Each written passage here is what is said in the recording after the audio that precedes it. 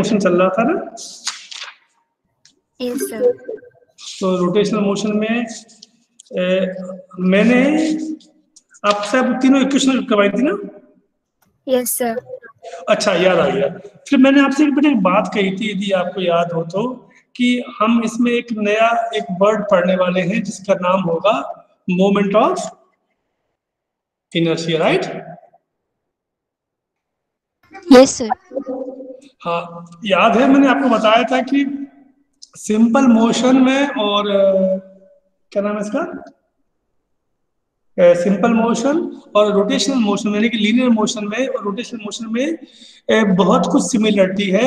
जैसे यहाँ पर डिस्प्लेसमेंट, वहां पर एंगुलर डिस्प्लेसमेंट, यहाँ पर वेलोसिटी, वहां पर एंगुलर वेलोसिटी, यहाँ पर एक्सेलरेशन, वहां पर एंगुलर एक्सेलरेशन। ऐसे मैंने आपसे कहा था कि यहाँ पर फोर्स, वहां पर टॉर्क। यदि फोर्स लगाएंगे तो बॉडी मूव करेगी, इफ यू अप्लाई टॉर्क तो बॉडी रोटेट करेगी, राइट? फिर मैंने आपसे कहा था कि जो रोल लीनियर मोशन में मास का होता है यानी कि इनर्शिया का होता है, वो रोल रोटेशनल मोशन में मोमेंट ऑफ इनर्शिया का होता है। ठीक है, तो आज हम उसको जानेंगे धीमे धीमे। ओके, अब होता क्या है वो समझिए आप। प्यारे बच्चों, थोड़ा ध्यान देना इस बात का कि यदि मैं आपसे कहूं व्हाट इज इनर्शिया, तो आप क्या बताएंगे मुझे? 12वीं?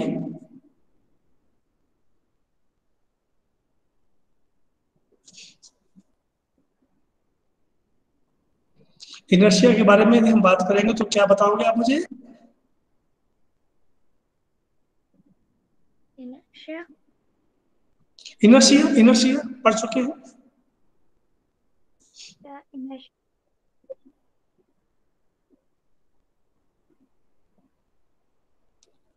आवाज कहाँ गई तेरी दिशा? एबिलिटी टू मूव और चेंज। ना दिशा,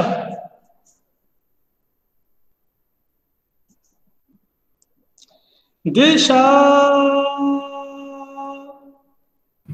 यस सर। हाँ, बताओ।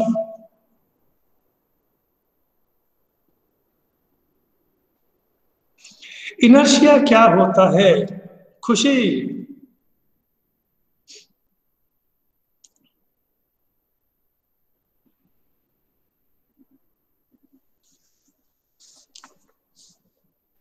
सर ये एक फोर्स होती है जो चीजों को वहीं रखती है जहां वो होती है। कुल मिलाकर के इनर्शिया का मतलब होता है बेटा कि जो वो जिस स्थिति में है उसमें चेंज को अपोज करेगा। ठीक है ना? और ये तीन तरीके के थे, याद आ गया किसी को? Inertia of rest, inertia of motion और इनर्शिया ऑफ डायरेक्शन, याद है? ऐसे ही इनर्शिया किसी बॉडी के लीनियर मोशन में आने का या न आने का अपोज करता है। यदि वो रेस्ट में है तो मोशन में आने को अपोज करेगा, यदि मोशन में है तो वो रेस्ट में आने का अपोज करेगा। And it is because of the mass of that particle, that body. Now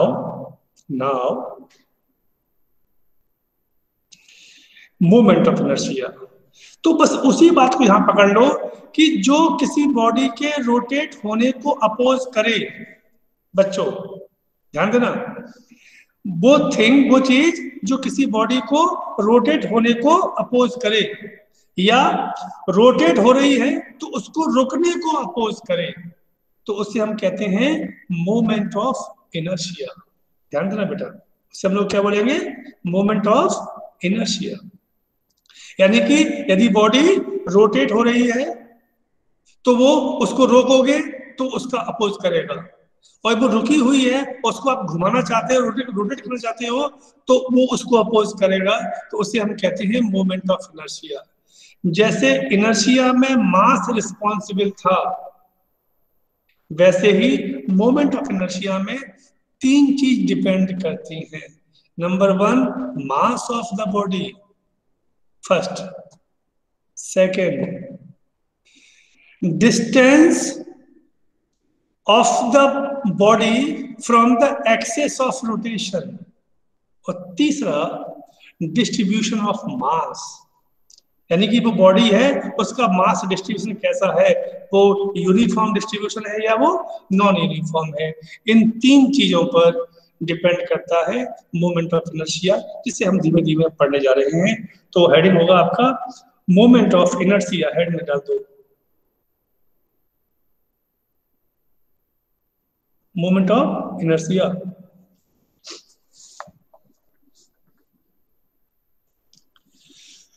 लिखिएगा the property of a body, the property of a body,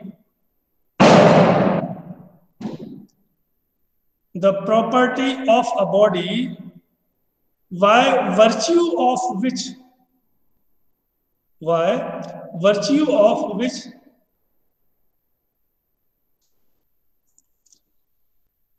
it opposes the torque, it opposes the torque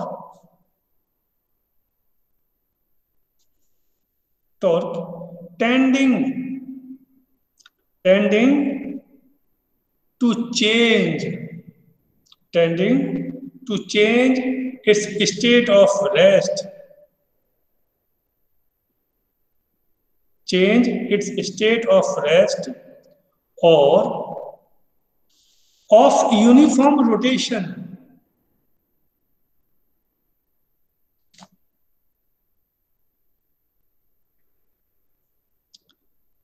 or of uniform rotation about a given axis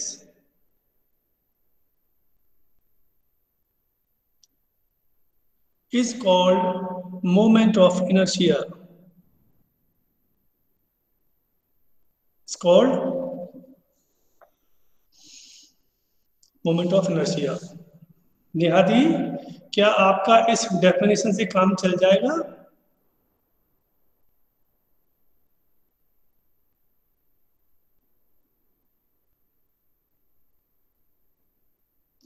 Neha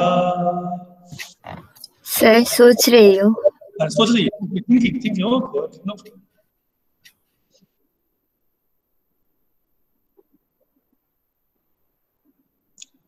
Dhananjay sir नहीं sir, state भी तो बतानी पड़ेगी ना, कौन से state को चेंज करना है, रेस्ट की मोशन। लिखा था मतलब कि स्टेट ऑफ रेस्ट और यूनिफॉर्म रोटेशन एक ही बात मतलब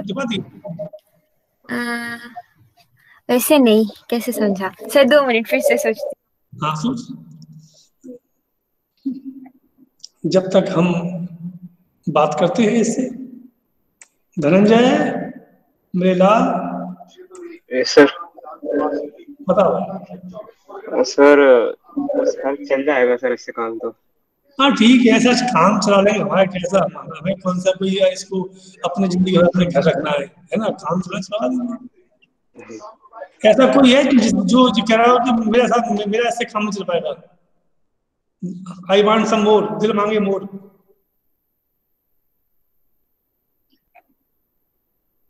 कोई नहीं है सर? कौन सी प्रॉपर्टी होना चाहिए? तो क्या हुआ, दूसरा लिखा था प्रॉपर्टी नहीं किया।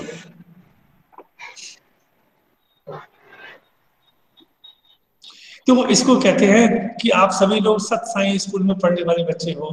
Containment is the greatest happiness, संतोष ही परम सुख है। जीवन में क्या लेके आए थे सर, क्या लेके जाएंगे, सब कुछ तो है सर, फालतू में क्यों पीछे पड़ना। अरे भाइयों बहनों ध्यान रखो, इससे बाहर निकलो। ये डेफिनेशन तुम्हारे किसी मतलब की नहीं है जो मैं लिखवाई अभी। क्यों नहीं है मतलब कि जो कोई मुझे बताएगा? निशांत नहीं आया, वो शायद वो बताता। निशांत वो नहीं है तो कोई बात नहीं। और कोई है? हर्षित वगैरह, मोहित,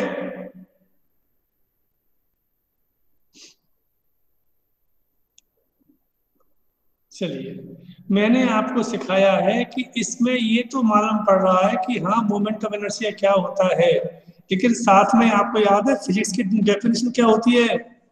मेजरमेंट चाहिए। Science of measurement. तो कहाँ से करोगे मेजरमेंट? इसमें क्या दिया है मेजरमेंट के बारे में? इसलिए ये डेफिनेशन क्वालिटेटिव स्तर पर ठीक है, मगर क्वांटिटेटिव स्तर पर ये सही नहीं है। सही मतलब चाहिए अपने को, तो आगे लिखो, दूसरी लिखनी पड़ेगी और करके लिखो, the moment of inertia, the moment of inertia of a body,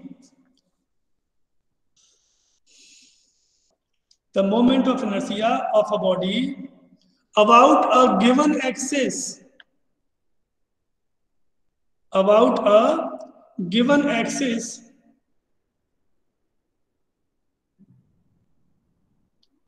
is equal to the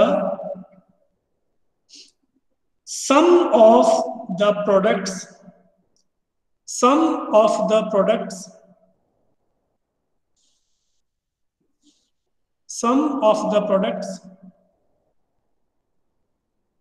of the masses of the products of the masses of the constituent particles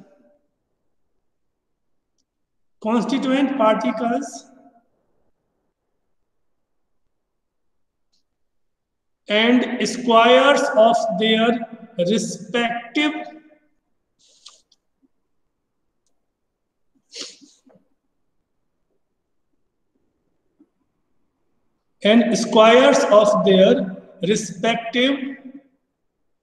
perpendicular distances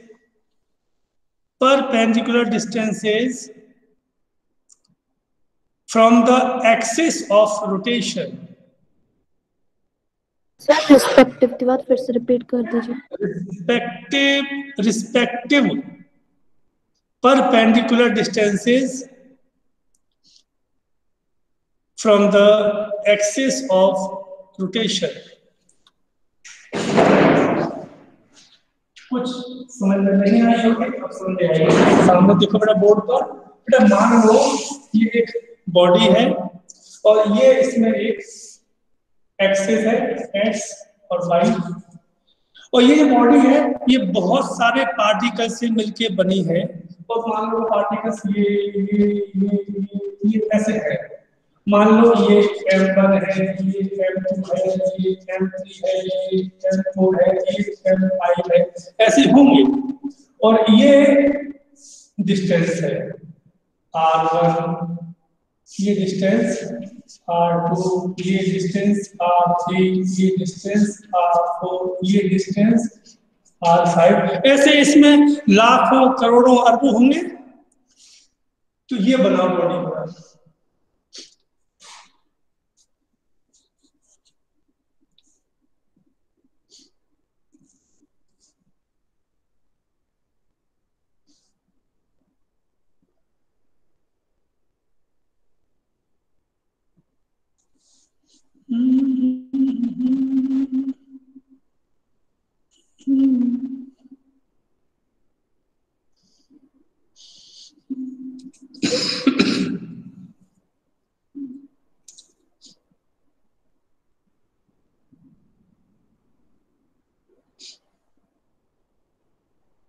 बन गया?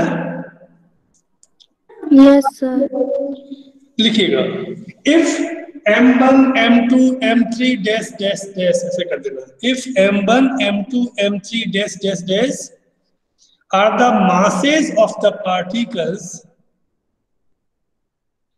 are the masses of the particles distant R1 R2 R3 dash dash dash respectively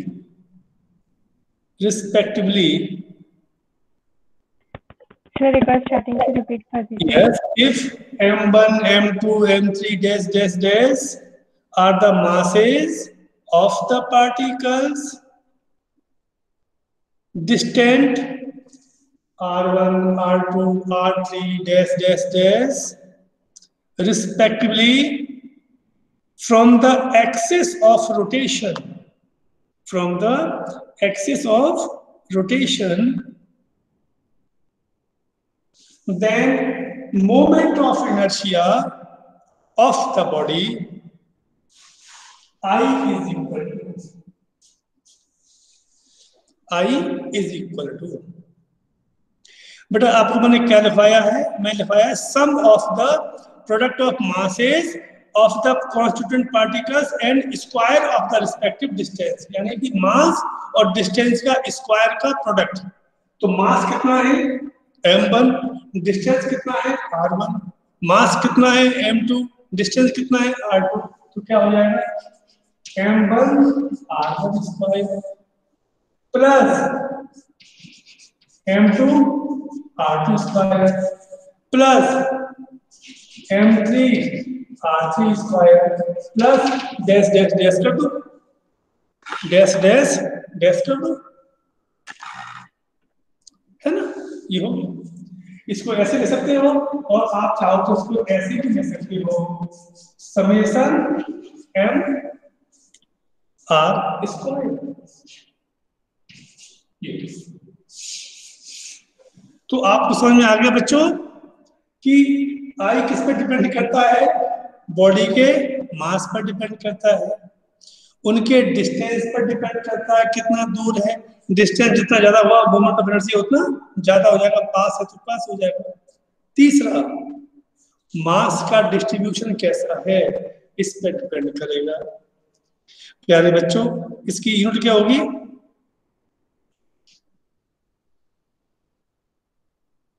unit बोलो,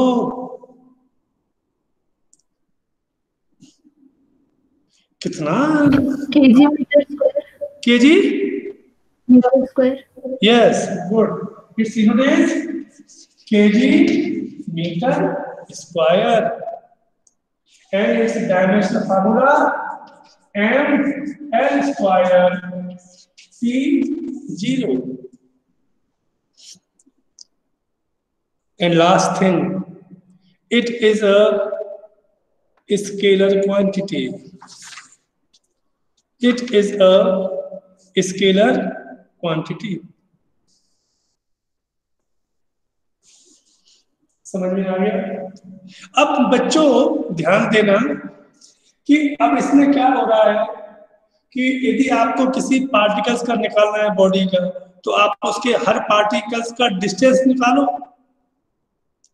और उस particles का मास निकालो, उसका square करके multiply करो, फिर 1 2 3 जोड़ो, जिंदगी भर इसी में लगे रहोगे, कहां तक कर पाओगे। तो अब हम चूंकि हर पार्टिकल्स का अलग अलग नहीं निकाल सकते, तो हम एक तरह से एवरेज को निकालते हैं, रेडियस। हम क्या निकालेंगे बेटा, एवरेज रेडियस, या इन शॉर्ट में कह दूं कि distance between axis of rotation and centre of mass of the body.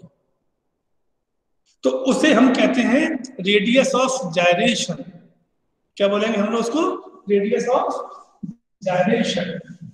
तो आज का अपना जो नया टॉपिक है वो यही है, डाली के हेडिंग बेटा, radius of gyration, G Y RAD gyration.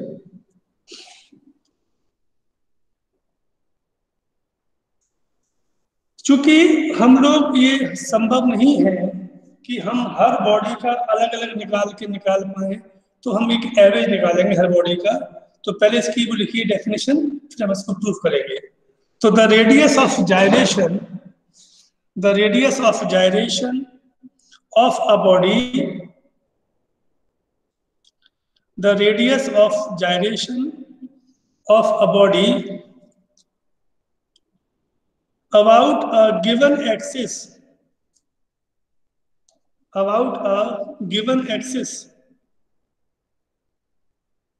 is the distance of a point, is the distance of a point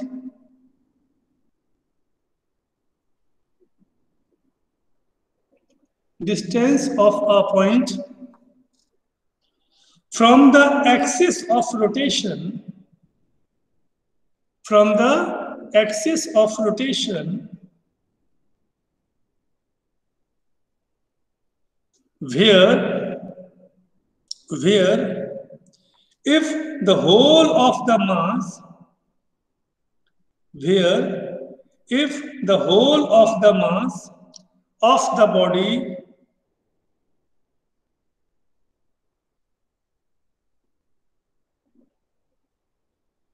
if the whole of the mass of the body were concentrated,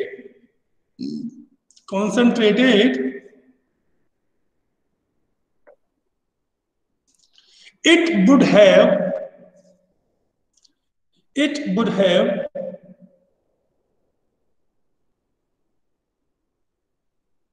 the same moment of inertia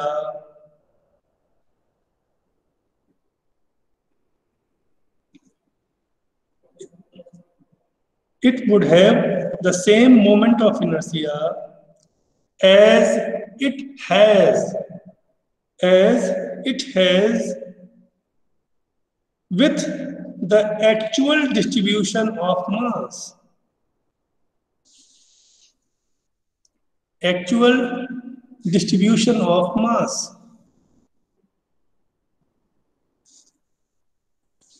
Line change. It is generated by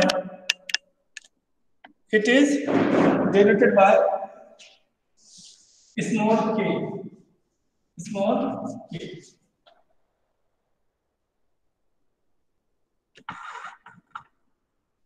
Small k.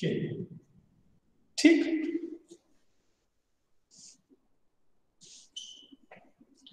क्या करेंगे आप? फिर से ये कैसी भी आड़ी तिरछी बॉडी ले लो और ये मान लो इसका X Y axis of rotation हो, तो इसमें ये पार्टिकल्स है m1, ये पार्टिकल्स है m2, ना ये पार्टिकल्स है m3, ये पार्टिकल्स है m4, कहीं भी आपकी मर्जी एम कर सकते हो। ये डिस्टेंस है r1 भी मैंने किया था, वो सेम हो ये r2, ये r3, ये r4। ऐसे ही क्या करेंगे हम इसमें एक पॉइंट लेंगे, ये मान लो ये पॉइंट है, ये बड़ा पॉइंट है P मान लो, ये है इसका सेंटर ऑफ मास। तो ये जो डिस्टेंस है, इस डिस्टेंस को हम कहेंगे, मानेंगे k, स्मॉल k। ठीक है, हर पार्टिकल का अलग पार्टिकल का जो डिस्टेंस है वो m1 है, वो r1 r2 r3 r4 r5 r6 से है लास्ट तक। और लेकिन उस बॉडी का जो सेंटर ऑफ मास है, मान लो उस पॉइंट P पर है, तो उसका उस एक्सिस ऑफ रोटेशन से जो डिस्टेंस है कितना है, स्मॉल k है। ये अब बनाइए,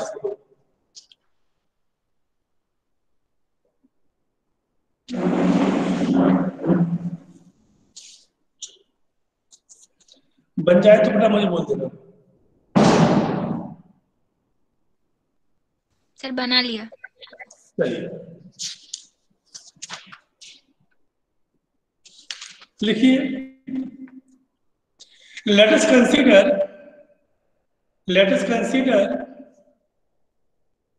a body of mass capital F, पूरी बॉडी का मास मान है capital M, consisting of small n particles,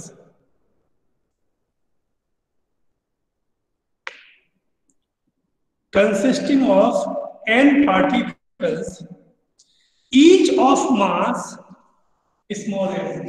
her particle का बड़ा मास कितना है, स्मॉल m है, और इसमें n पार्टिकल्स है, rotating about a fixed axis xy, rotating about a fixed axis xy। ठीक, let r1 r2 r3 ना r3 और लास्ट में इसका लिखना आर एन, क्योंकि ये इसमें क्या फाइनाइट है, R N.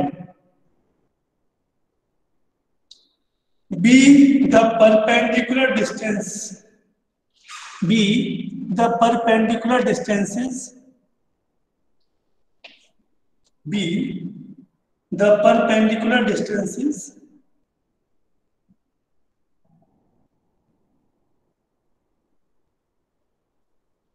of these particles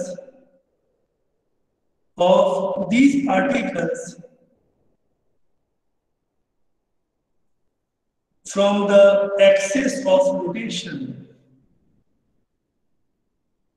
from the axis of rotation. Okay, line change.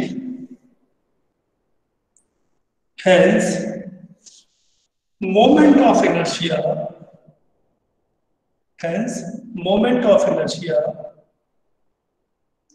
of the body about the axis xy, about the axis xy is given by I is equal to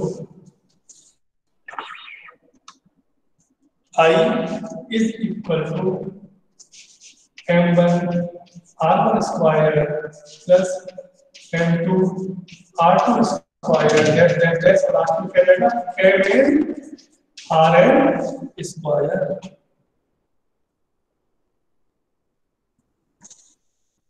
ठीक, mn r square। फिर लिखो but the masses of the particles are same, that is small m, therefore I is equal to m r1 square plus m r2 square और last में m r n square। ठीक है बच्चों, जो हमने m1 m2 माना था, हम पहले कह चुके सबका मास सेम है। इसमें से आप m को कॉमन निकाल सकते हो, तो अंदर क्या बचेगा, r1 square plus r2 square और डैश rn स्क्वायर। अगले स्टेप में आप इसको ऐसे लिख सकते हो, हम इसमें n से मल्टीप्लाई कर देते हैं, n से डिवाइड कर देंगे, तो n m upon r1 square plus r2 square dash plus rn square upon n। ठीक है बच्चों, कोई दिक्कत की बात नहीं है इसमें। ये क्या लिखा हुआ है, कोई मुझे बताएगा?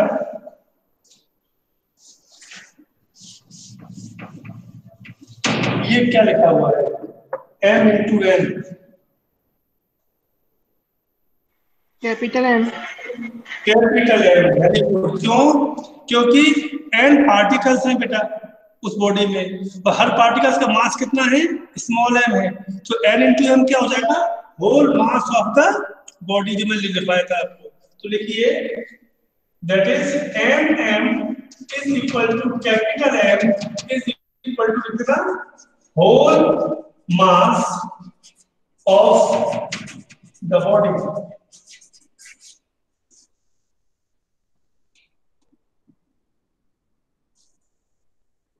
ठीक है, तो बस यहाँ क्या आ जाएगा, अगले स्टेप में आप इसको कैपिटल M कर देना और इसको इक्वेशन फर्स्ट मान लो। इसे आप क्या मान लोगे, इक्वेशन नंबर फर्स्ट।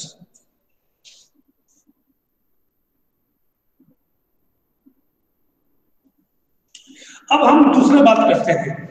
अब हम आपसे कहने वाले हैं कि चूंकि इस पूरी बॉडी का जो मास है वो कैपिटल M है और इसका जो टोटल मास है वो इस पॉइंट पर सेंट्रलाइज है, कॉन्सेंट्रेट है, ठीक है। और इसका यहां से जो डिस्टेंस है वो k है। तो लिखिएगा if the whole mass of the body, if the whole mass of the body is concentrated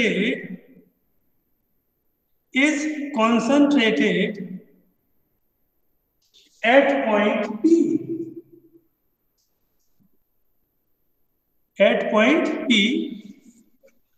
distant small k from the axis of rotation, sir एक बार रिपीट कर दीजिए। कहां से? सर पॉइंट पी डिस्टेंट के से। Okay. If the whole mass of the body is concentrated at point P, distant K, P point कहां पर है? K दूरी पर है, K distant K from the axis of rotation, then moment of inertia of the same body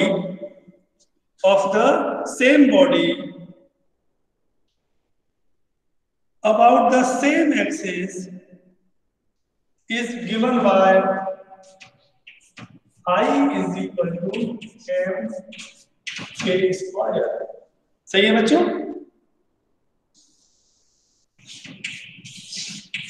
question number 2। चूंकि ये दोनों एक ही बॉडी की बात हो रही है तो लिख देना from equation first and second. तो क्या हो गया? mk square is equal to capital M r1 square plus r2 square last में rn स्क्वायर अपॉन m से m कट गए तो लास्ट स्टेप जो आपके सामने आएगा वो क्या है? वो है k is equal to under root r1 square plus r2 square और लास्ट में rn square upon n।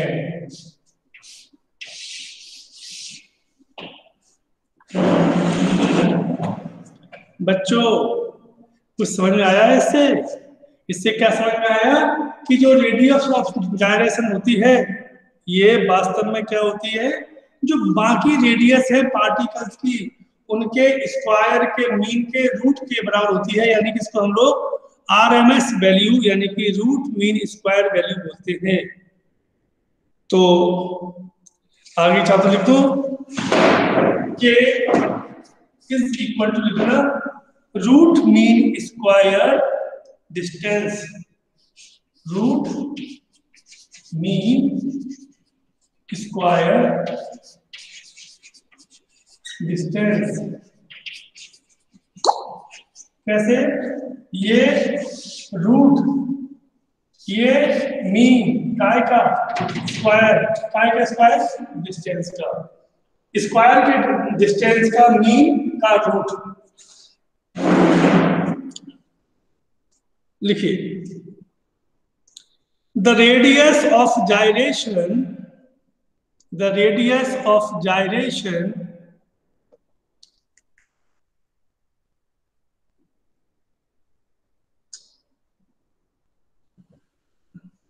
of a body about a given axis of rotation,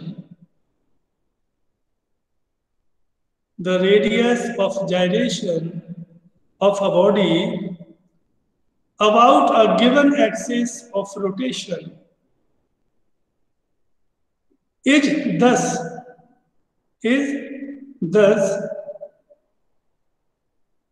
the root mean square of the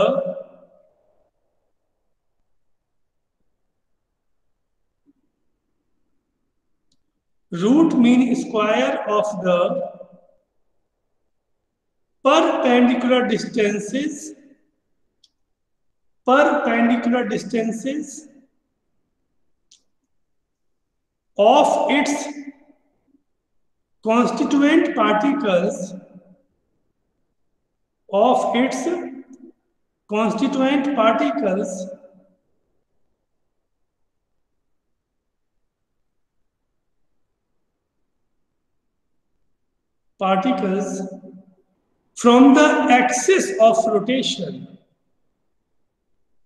from the axis of rotation,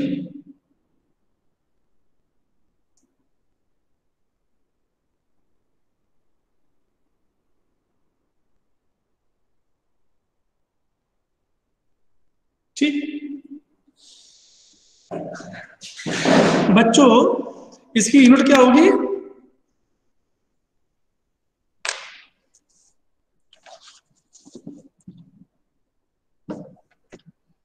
कोई नहीं बताएगा, कौन फालतू में heading मोड़ ले।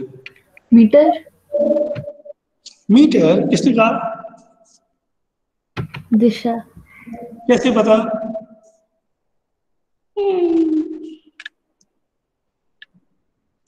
बताओ,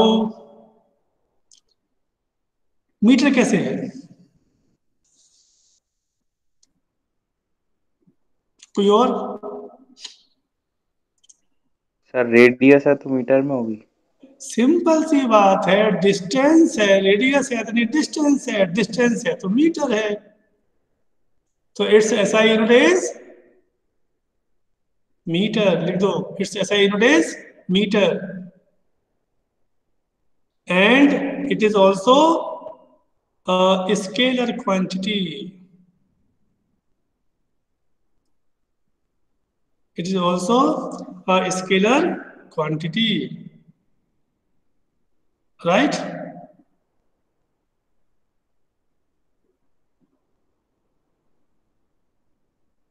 चलिए, तो ये था हमारा। अभी हम इसके बाद अब ये कल से मंडे से हमारी पढ़ाई थोड़ा सा रुकेगी, तो हम लोग पूछताछी करेंगे, एक दूसरे के बारे में पूछेंगे कौन कैसा क्या है, और इसके बाद फिर आगे बढ़ेंगे। तब तक के लिए नमस्कार, साई राम। सर मैं मंडे को नहीं हूँ। सर मंडे को कौन नहीं है? सर नेहा। क्यों? सर मैंने आपको बताया तो था मैं उस दिन असम जा रही हूँ, अगले दिन रहूंगी। मैं तो भूल गया। सर फिर से बता दिया आपको। ठीक है बेटा, okay, best of journey. Thank you sir. हाँ बेटा बोलो। वही सर मैं सर 24th को नहीं आ पाऊंगा सर, 23rd सर, क्योंकि 24th को सही से कहीं जाना है सर। 24th को नहीं आ पाऊंगा सर, 23rd को सर, और उसके बाद कराऊंगा सर। अरे हम 23rd को ले लेंगे, आपका कैसी बातें करते हो? हाँ सर। ऐसे थोड़ी है, आपको पूरी दी जाएगी सुविधा, ऐसा नहीं है। हाँ सर। हमारा तो दिल ही ऐसा है, हमको तो सिर्फ बच्चों से प्यार है बेटा। तुम जो कहोगे वो करेंगे, तुम जो कहोगे वही बात करेंगे, जो तुमको हो पता। ऐसा थोड़ी बेटा। ओके, नो प्रॉब्लम बेटा, ये अपने हाथ में कर सकते हो। यदि कोई वाकई में आपको प्रॉब्लम है तो